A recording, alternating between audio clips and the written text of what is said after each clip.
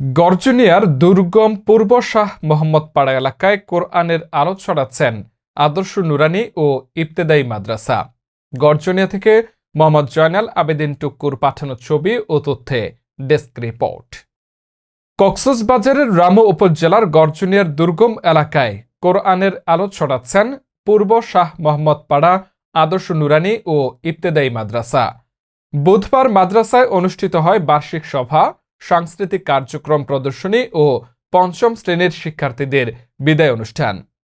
সভায় কক্সবাজার ও দায়রা জজ আদালতের সিনিয়র আইনজীবী ও কক্সবাজার ইউনিয়ন হাসপাতালের চেয়ারম্যান অ্যাডভোকেট তবারক হোসেনের সভাপতিত্বে অনুষ্ঠিত হয়।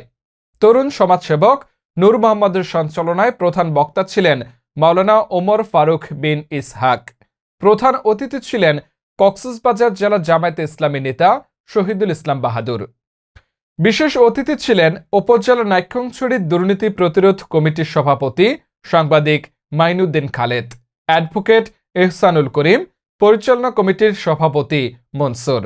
এছাড়াও মাদ্রাসার শিক্ষক, এলাকার গণ্যমান্য ব্যক্তিবর্গ উপস্থিত ছিলেন। সভায় প্রতিষ্ঠানটির বৃত্তিপ্রাপ্ত ছাত্রদের ক্রেস্ট প্রদান করা হয়। এর আগে আমন্ত্রিত অতিথিদের ফুল দিয়ে বরণ করে নেন মাদ্রাসার কমিটি ও শিক্ষকগণ।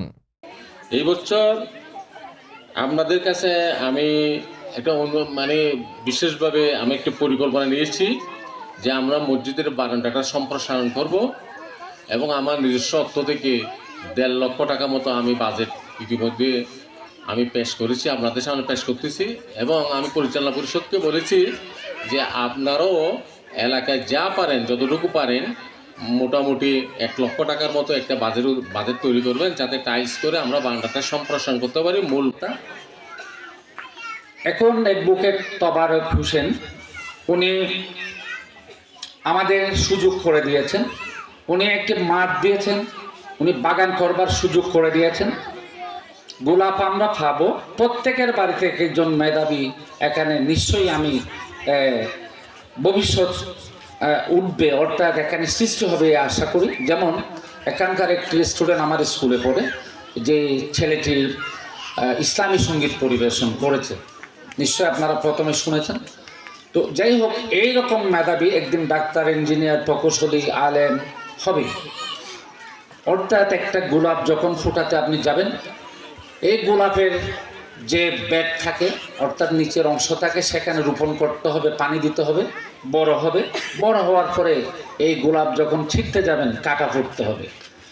আপনি যখন এই বাচ্চাকে এখানে দিয়েছেন, আপনাকে কাটা ফুটতে হবে। আপনার বাচ্চা অবশ্যই আলেম হবে ইনশাল্লাহ, হাফেজ হবে, ডাক্তার, ইঞ্জিনিয়ার হবে। এখানে পরিচালক অনেক ভালো। আমি পরিচালক যিনি এখানে উপস্থাপনা করেছেন, সভাপতি সাহেব আছেন, কমিটিকে ধন্যবাদ জানাই। ফলো দিয়ে নাইক্ষ্যংছড়ি টিভির সাথেই থাকুন। ধন্যবাদ।